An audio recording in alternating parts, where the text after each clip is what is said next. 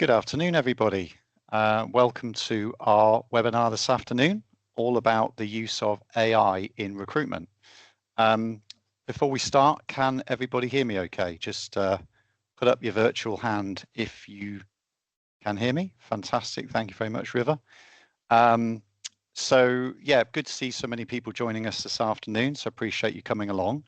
Hopefully you'll get something out of this and learn a little bit more about what businesses and candidates are doing with AI at the moment in recruitment.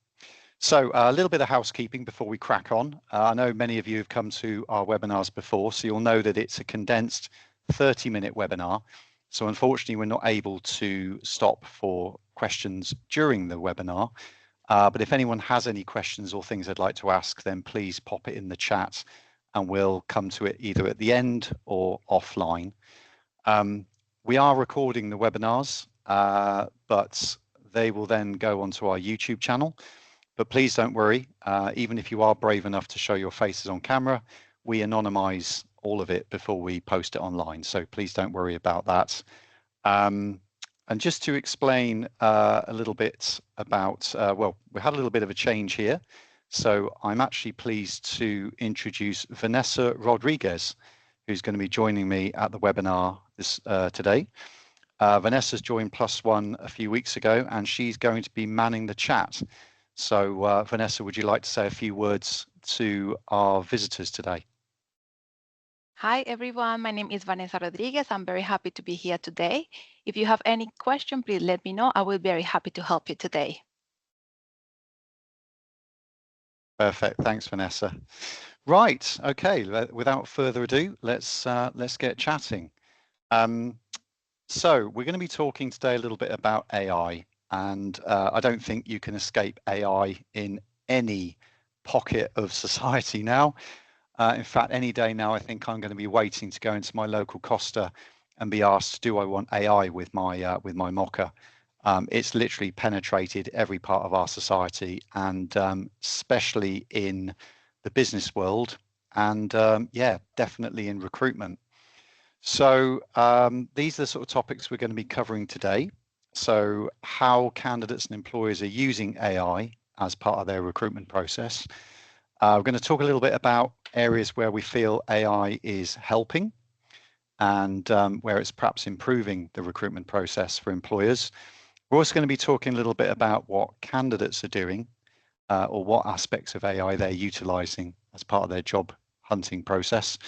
We're going to be talking a little bit about maybe some of the pitfalls and risks of using AI, and that's not just in the actual usage, but also in things like compliance and data protection. So for those of you in the room that have to wear the GDPR hats within your organization, that might be of interest to you. And then we'll finish the presentation with some sort of hints and tips and things to take away that you can potentially implement in your business, or certainly do some checks and measures when you're running your recruitment campaigns. So a little bit about how AI is being used at the moment. And as you can see, businesses are using AI as part of their candidate attraction process, but also starting to embed AI software into their pre-screening assessments and comms. So that could be something as simple as a chatbot or some other integration on a website that candidates can potentially interact with before they make applications.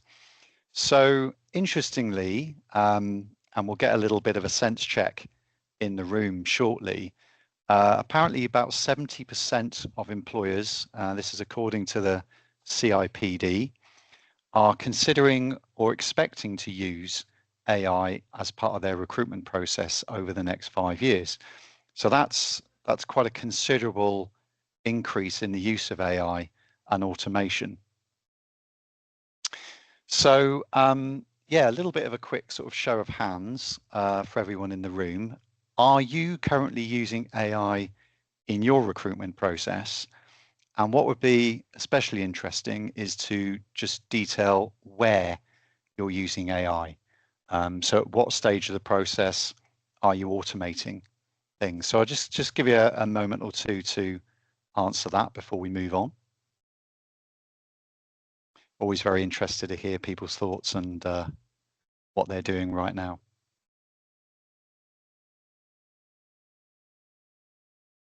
I'm sure there's no one in the room that's like, don't know how to do that, or what's AI?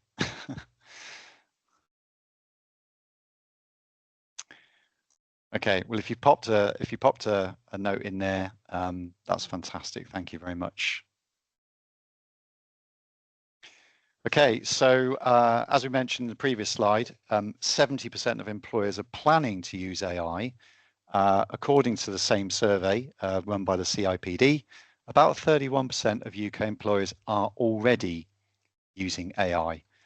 So a couple of you have mentioned you're using it as part of, writing job adverts, or maybe, tidying up job descriptions.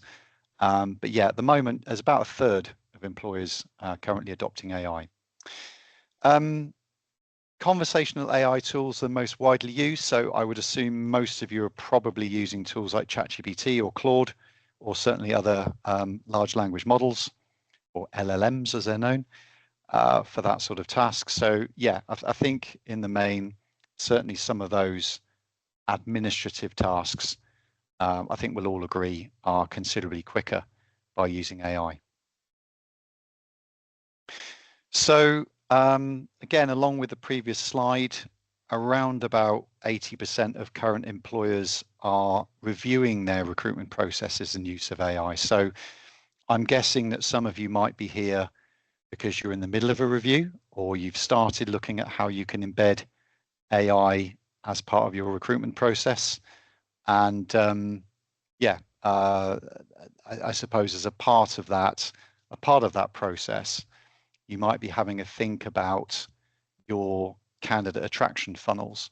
So in other words, what are you asking candidates to do now as part of the application process? The third bullet point on there is, well, if everyone's using AI to write their applications and draft their CVs, or write cover notes, how reliable are written applications and indicators of people's skills and abilities? So yeah, food for thought. So as some of you have mentioned, employers and recruiters are using AI for tidying up job adverts, some CV matching. So there are programs out there now that, I'm going to use this in sort of inverted commas, claim that they're able to produce good CV matching output as part of the AI. Now, interestingly, as recruiters, we literally live on LinkedIn. So we're using it not only for finding candidates, but also for, promoting our business and reaching out to people. LinkedIn launched something called Hiring Assistant at the back end of last year. We've recently started adopting it as part of our LinkedIn contract. And what I would say is it does a sort of rudimentary matching job. And for those of you that have used LinkedIn Hiring Assistant, you'll kind of know what I mean. But my own personal experience is it's still quite clunky.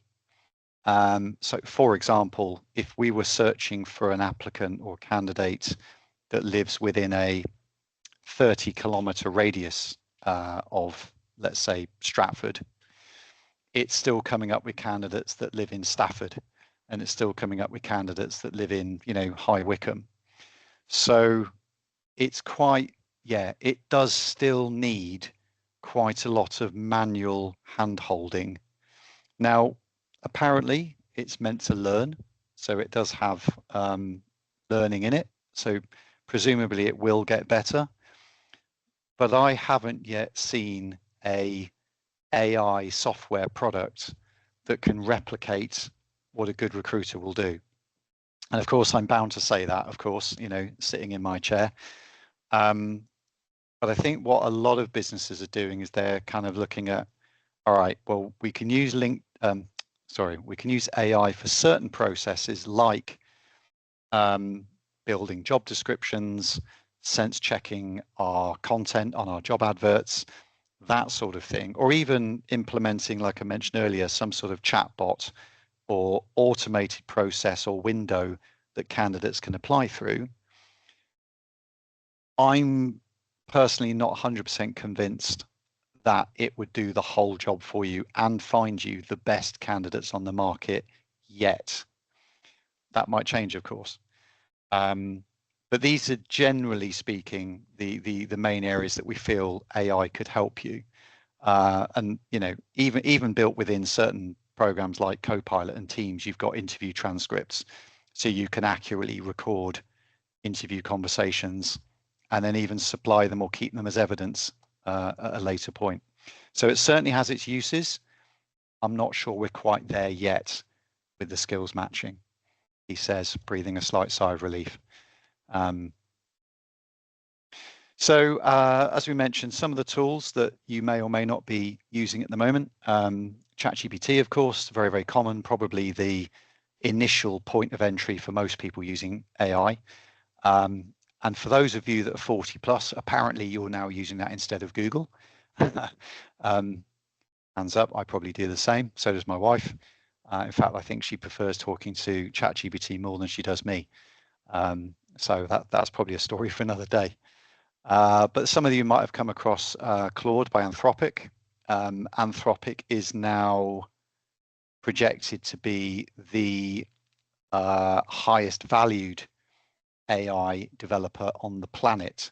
So it's sort of overtaken OpenAI, which of course create ChatGPT. So there's a lot of developers you see pushing Claude as an alternative. And having dabbled with it myself, Claude is probably better than ChatGPT if you're producing detailed documents. And what I mean by that is if you're looking to do some market research, for example, on your industry, and you're asking it questions like, okay, go out there and find me salary benchmarks for certain roles, that sort of thing, I would probably do that on Claude as opposed to ChatGPT. If you try doing it on ChatGPT, it's okay. It's not probably as good at finding the numbers. And I'll give you an example. A few months ago, when we were drafting some of our salary review information, ChatGPT got very, very confused about the minimum wage, and it kept giving me minimum wages of £10 an hour, which clearly was years ago. So obviously it still needs that human eye, but Claude just seems to be a little bit further on in that process. I've mentioned LinkedIn Recruiter, but here's a few others on here that if you don't use LinkedIn for recruitment, or maybe you outsource all of your recruitment and are maybe thinking of taking some of it in-house, there are some other products on there that you might want to have a look at. So that's a little bit about what employers are doing and some of the processes that employers are adopting. But how do you feel? So again, another question to you guys. How do you feel about candidates using AI as part of their application process? And this will be especially pertinent to those of you that have received what you perceive to be AI drafted CVs or maybe covering letters. So yeah, just let us know what you think about that in the comments, if that's okay. I'll just give you another minute or so to pop that in the chat.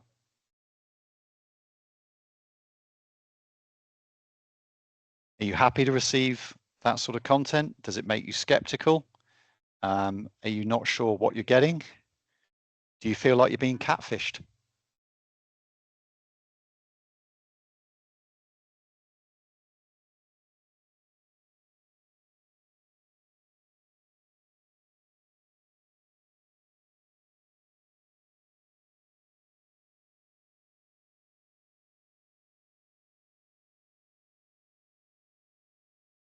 What you might have noticed is, and this isn't necessarily down to just the fact that the job market is flatter for candidates at the moment, there's less vacancies around. One thing a lot of employers are experiencing is an increase in volume of job applications. So you might be hiring less, but you're getting more applications. And this is being attributed to a higher use of candidates using AI for their job application processes. Because of course, if they can develop an AI GPT that does their job applications for them, then technically they could apply to hundreds of vacancies within minutes or even seconds. So thanks there for your comments. We'll have a quick review of those shortly. So here we go. 70% of people in this survey from the Institute of Student Employers this year admitted to using AI to find and apply for jobs throughout last year. And I would imagine that that stat hasn't dropped this year. If anything, it's probably slightly higher. 57% of students, so these are our candidates of tomorrow, apply to as many roles as possible. So yeah, hence your busy inboxes and the many more applications you may be receiving for your job vacancies. What it does do, of course, is it also dilutes the quality of the candidates you're receiving. You'll probably be receiving far more sort of random applications than you ever received before, because ultimately it's a bot doing that decision making for somebody. But you can kind of understand as well, I mean, I'm sort of thinking about it from both sides. The job market's flat. Students especially are finding it hard to get into the job market. We all know about the 1 million plus, graduates that are struggling to find work, or people in that 18 to 25 bracket, or, the NEETs as they're called. And you've got another draft of graduates now just entering the job market. So, these people are generally very tech savvy, probably far more, they probably use AI far more than maybe I would, or perhaps some of you. And yeah, they're using it to try and give themselves a better chance of landing a job. So again, you may have experienced cover letters, CVs. I think one of you mentioned, people that perhaps don't have the best grasp of English. Maybe they're using their ChatGPTs to make their English seem perfect on paper. So yeah, it's definitely going to present, I think, more of a challenge. I think one of you mentioned that they like the good old-fashioned telephone call.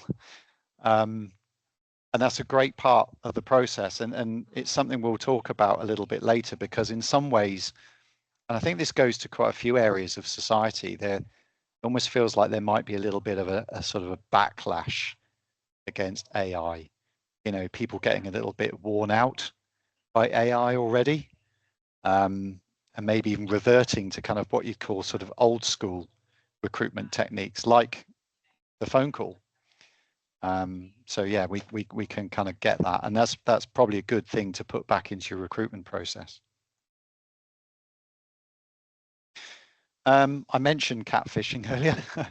So this is kind of phase 2 of it. And I don't know if any of you have ever come across an AI avatar or are familiar with the term.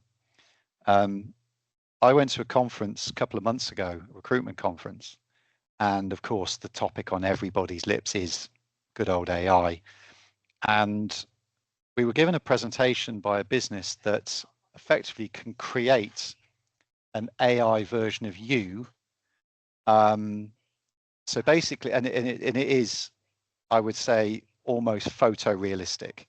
It's starting to look a little bit more now like, when you go to the movies and you see a Hollywood blockbuster like, I don't know, Avengers or something, and they clearly use AI and digital photography and computer graphics for most of the films now.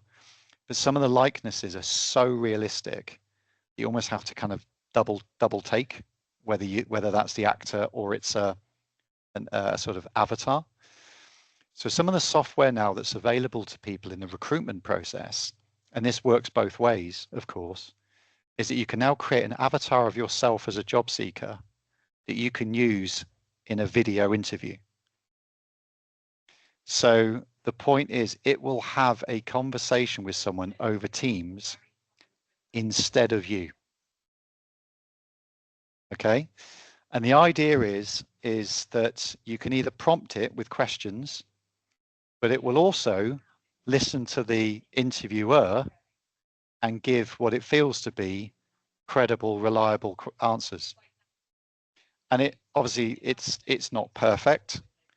It's not meant to be at the moment, but this is something that will probably be in circulation in the next couple of years, if not sooner. So that creates an interesting dilemma for employers, but equally, it's also available to employers as well. So you can create an avatar of yourself asking questions, and this is something that you could do if it's a fixed list of interview screening questions. So in other words, instead of sending someone a list of questions or just reading some questions and analyzing people's answers, the avatar will do it for you. And then of course you've got the transcript of the interview, you've got the person responding to it. Now the question to the crowd is, what happens when you've got an AI talking to an AI? Interesting dilemma. So I can see there's a few comments in the chat there about that, but this tech is available now. Not well known at the moment, of course, but yeah, it's around the corner. So you might get images like this, where you've got someone that you know is creating an avatar of themselves. Now, obviously, this one looks very much computer generated, as you can tell. But it does bring to light the good old catfishing adage. I've not been on a dating scene for many years, and when I was, the internet probably didn't exist. Certainly, we didn't have smartphones and apps and stuff. That's going to make me sound like a right old dinosaur. But we're almost in that realm now of what's real and what isn't. And I think this is where, whilst AI has its many benefits, we talked about, administrative processes and so on, there are the pitfalls, as some of you have commented, let's revert back to phone calls, let's revert back to on-site interviews. Maybe there's a place for that. And maybe it's when you're looking at your recruitment process, before we get too excited about all the great tech and the fab stuff you can buy and subscribe to and all this stuff that's going to make your lives easier. It's, there's a sense check here about, okay, but what am I going to end up with at the end of this? Am I going to end up with a load of candidates that when I've physically met them, they're little to no relation to what I thought I was getting, and therefore it's kind of been a huge waste of time. So interesting thought for the day. Okay, so just to sort of follow up on that, according to the same study, the Institute of Student Employers Recruitment Survey done earlier this year, 50% of employers have no issue with AI use. So everyone that's just heard me doom mongering just now about, avatars and scary stuff that can happen, apparently half of you don't care. I would doubt that. But of course, we're all going to accept applications. We're all accepting CVs. Some people are better at disguising their CVs than others. And I think at the most basic level, most people would probably use AI for spelling and grammar checks. So I would probably argue that that's kind of well accepted. But again, if spelling and grammar is hugely important to the job, I would also advocate some other form of test as part of the recruitment process. So maybe when they're on site, you could do have a laptop ready. Please spell check this paragraph for me. Pick out and underline any bits of the text that you feel are wrong. That's always a good test, because if they don't have a good cognitive level of English, they're really going to struggle with that one. So there are things you can do at a basic level, as I said, when you get to the face-to-face stage. So we've obviously talked about this. We're not sure about what we're assessing anymore. So again, we'll talk about where to use AI as part of the process. So again, there are some positives about AI. I don't want to leave this on a bad note or get people thinking, oh my God, we're all doomed, Mr. Mannering. We're gonna, it's going to be impossible to recruit anybody. There are efficiencies. Of course, it does enable you to message multiple candidates at once. It enables you, if you're using an applicant tracking software, and if you are doing recruitment by yourselves, I would advocate some form of ATS, because it allows you to log applications. It allows you to see where those applications have come from. It also allows you to respond to applications fairly quickly. So you can set up rules to say, if we haven't progressed this candidate within 7 to 10 days, please send an automated thank you, but no thank you email response. So stuff like that is really good practice to use as part of your recruitment process. It saves you a lot of time, and it also breaks down one of the biggest bugbears that people have when they're approaching companies to apply for jobs, and that is, I apply for the jobs, I never hear anything. Okay, and that's something we hear a lot from candidates. So if you want to be the good guys and you want people to have a good impression of you as an employer, then yeah, some sort of automation about candidate outreach and updates is a good practice. You might even be able to use Copilot or some other built-in AI to your Outlook to respond to emails on your behalf, even at a basic level. So what are the bits that AI struggles with? Well, as someone else mentioned in the chat, cultural fit. An AI can't assess cultural fit. An AI can't question or ask people about their motivations for looking for a job. And also, let's be honest, we're employing a human being. We're not employing an app.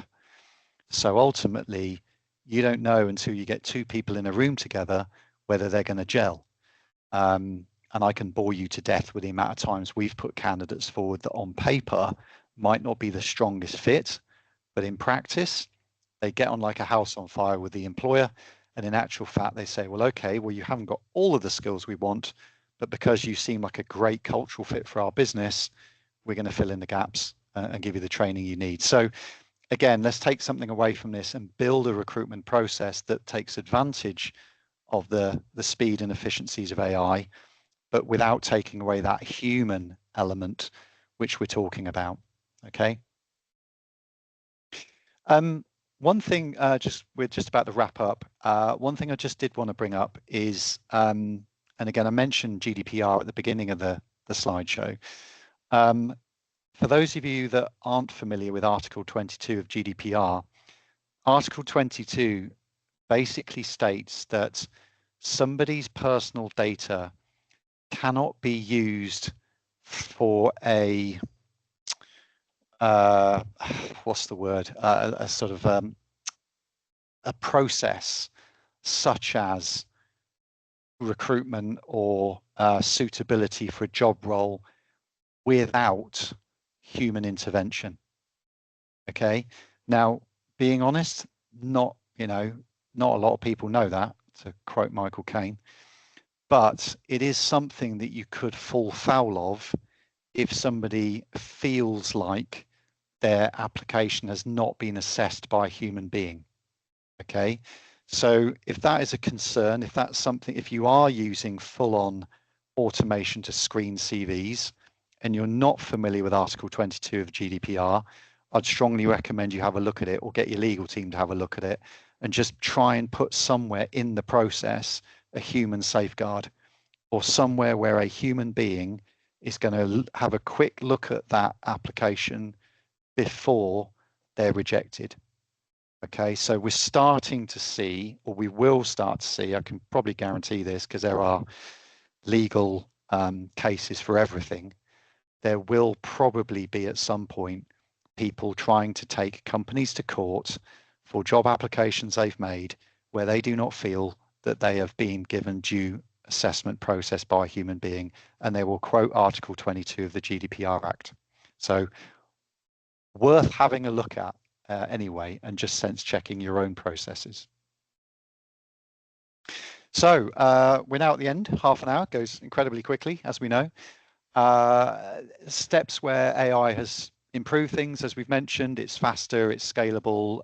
You can shortcut and in some ways improve your administration processes. You can improve application processes. You can set up chat windows to answer initial conversations or questions from candidates before they apply for your business. But you are now getting much more applications from candidates that probably haven't even seen or read the job adverts. That's going to lead to more ghosting. That's going to lead to a little bit more work for you sifting through those applications.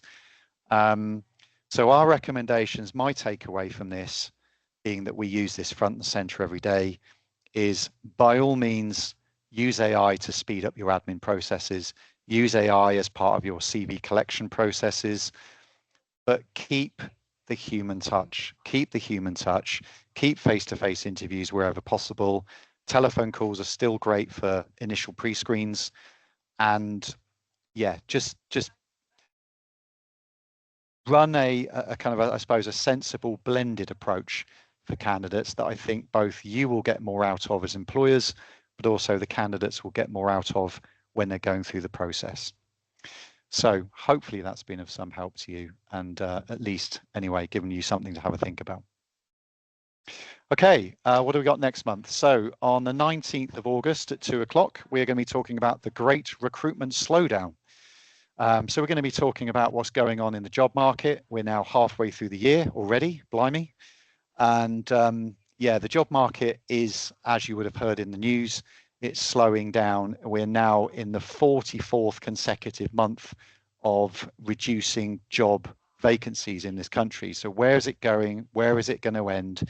Why is it slowing down? But more importantly, what are employers doing about it? You know, jobs don't go away.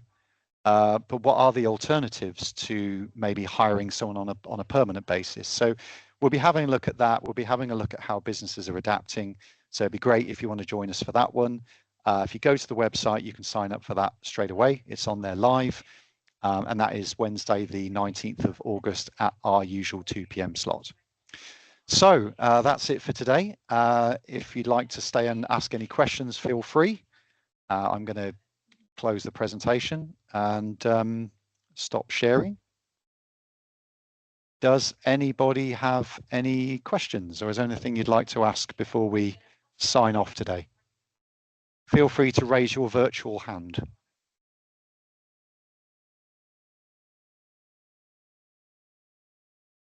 No? Okay. Vanessa, are there any unanswered questions in the chat?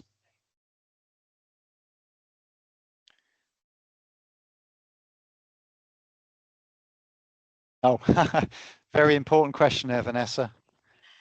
Well, honestly, right now, England. Come on, England. We can do it.